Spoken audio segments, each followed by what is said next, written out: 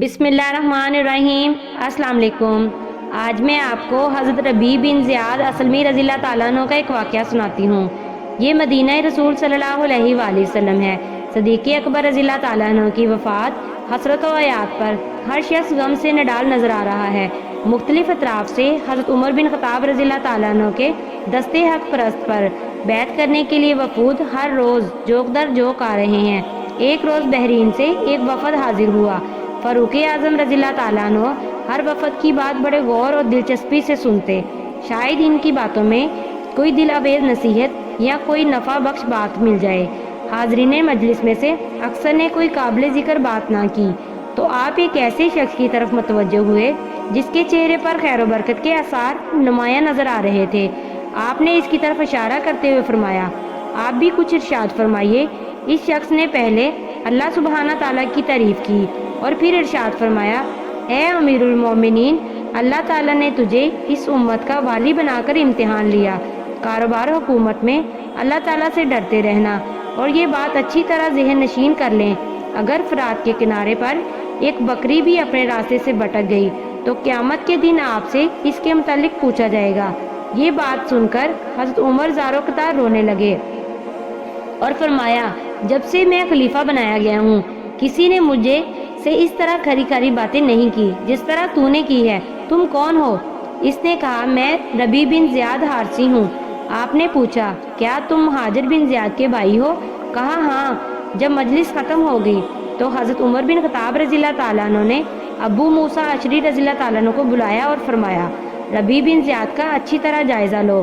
اگر وہ واقعی سچائی کا خوگر ہے تو اس میں بہت خیر و بلائی پائی جاتی ہے، یہ ہمارے لیے بہت مفید رہے گا۔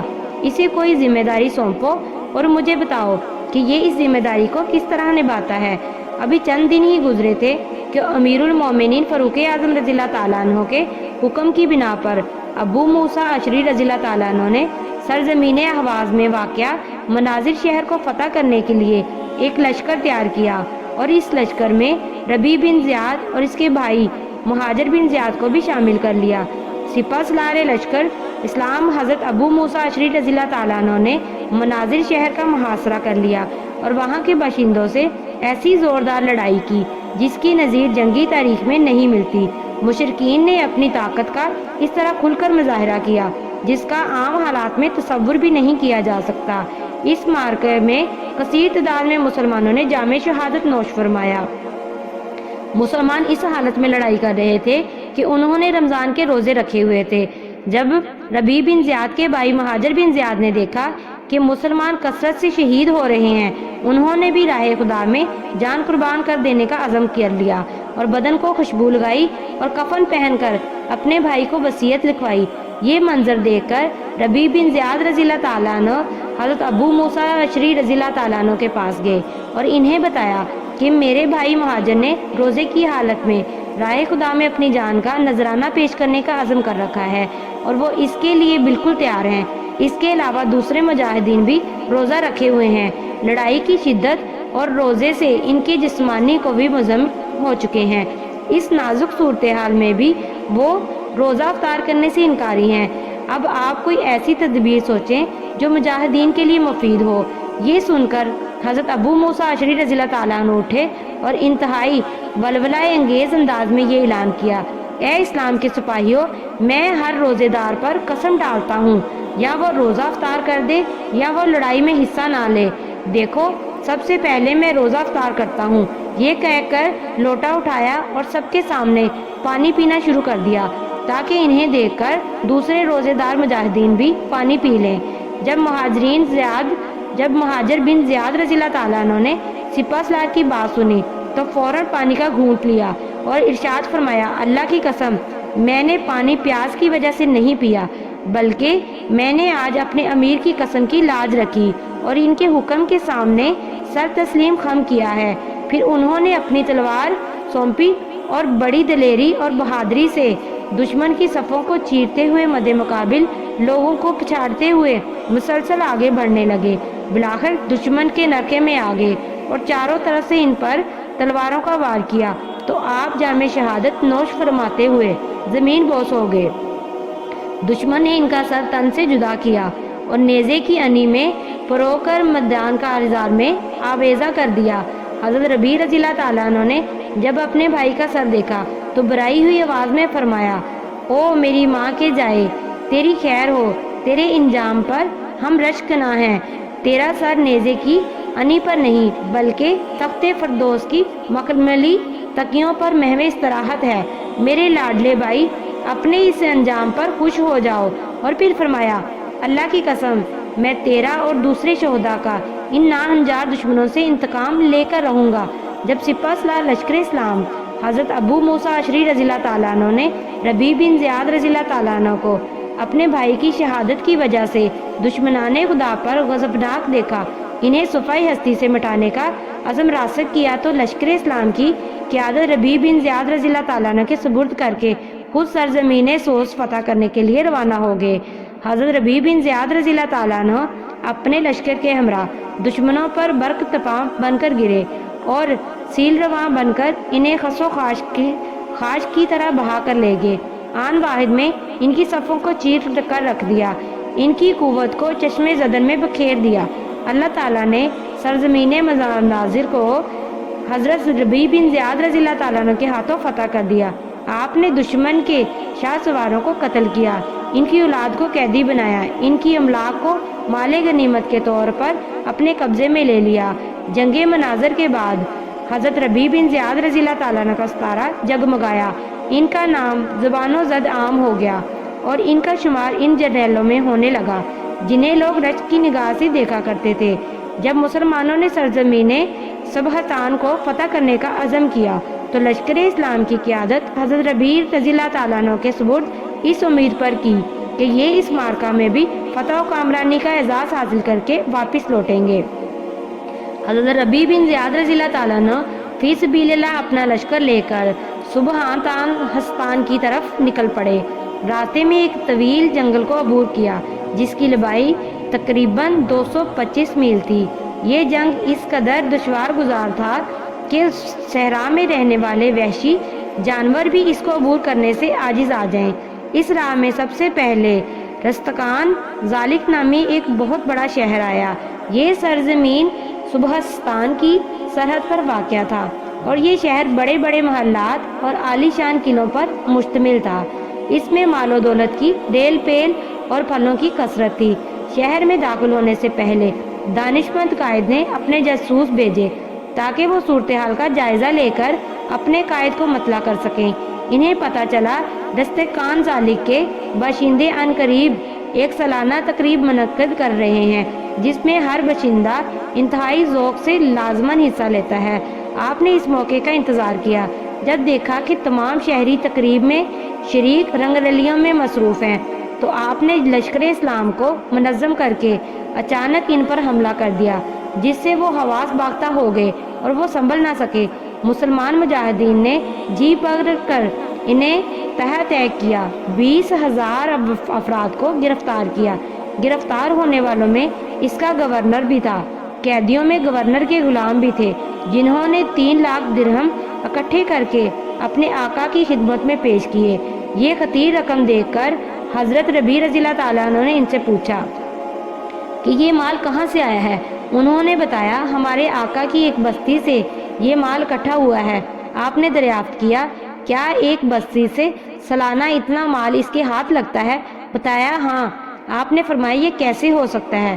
غلام نے کہا، ہمارے کلہاڑوں، درانتیوں اور پسینوں کی کمائی سے یہ مال اکٹھا ہوتا ہے۔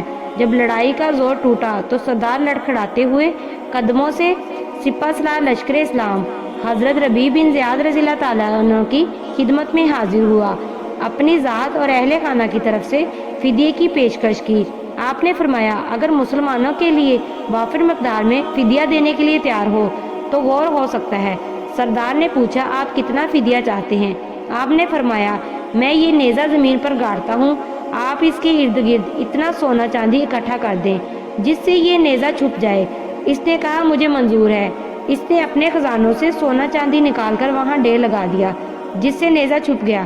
حضرت ربیع بن زیاد رضی اللہ تعالیٰ عنہ اپنے کامیاب لشکر کو لے کر سرزمین سبہستان میں داخل ہوئے۔ پے در پے قلعے لشکر اسلام کے گھوڑوں کے समों की ठाप सुनकर आपके कदमों में यूं गिरने लगे जैसे मौसम खज़ां में तेज आंधी से दरख्तों के पत्ते गिरते हैं। अमन के मतलाशी शहरों और बस्तियों के बाशिंदे सुरंगू होकर आपका इस्तकबाल करने लगे।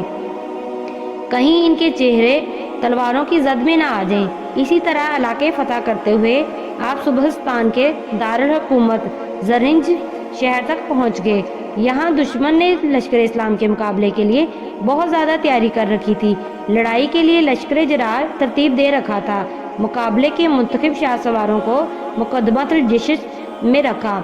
दुश्मन ने इस बात का पूरा एहतमाम किया हुआ था कि दारुल हुकूमत को मुसलमानों की यलगार से महफूज रखा जाएगा और इसका पूरी ताकत से दिफा किया जाएगा और सुबहिस्तान के दारुल हुकूमत पर मुसलमानों के हमले को पसपा कर दिया जाएगा, ख्वाह इसके लिए कितनी ही कीमती जानें क्यों न कुर्बान करनी पड़े। फिर हज़रत रबी और इसके दुश्मनों के दरमियान घमसान कारण पड़ा और दोनों तरफ से तह तैग होने वालों की कश्तों के पुश्ते लग गए। जब मुसलमानों की फतह के आसार जाहिर होने लगे तो कौम का सरदार परवेज रबी रज़ियल्लाहु ताला अन्हु से सुलह करने के लिए कोशां हुआ। इसकी हर मुमकिन ये कोशिश थी कि इस इलाके की हुक्मरानी इसके हाथ से ना जाती रहे और वो अपनी कौम के लिए बेहतर शराइत पर सुलह करने के लिए कामयाब हो सके। अपनी तरफ से हज़रत रबी बिन ज़ियाद रज़ियल्लाहु ताला अन्हु के पास एक कासिद भेजा ताकि वो आपसे मुलाकात के लिए वक्त ले सके।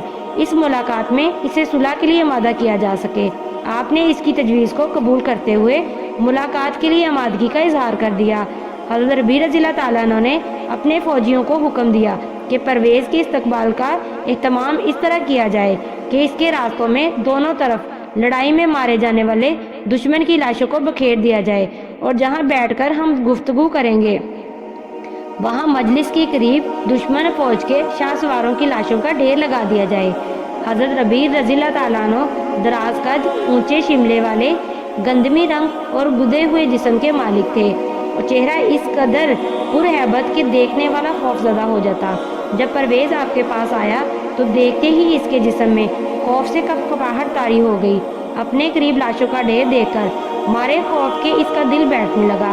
हज़रत रबी रज़ियल्लाहु ताला अन्हु के करीब आने की इसमें हिम्मत ना रही और वो इतना खौफजदा हो गया कि वो मुसाफा करने के लिए भी एक कदम आगे ना बढ़ सका और चंद कदम दूर ही से हकलाती हुई जुबान से यूं गोया हुआ कि अली जा जा जा जा जा अली जा, मैं आपकी खिदमत में सुलह के लिए हाजिर हुआ हूँ और इस मौके पर 1000 गुलाम इस शक्ल में पेश करता हूँ कि हर एक गुलाम के सर पर सोने का एक प्याला होगा।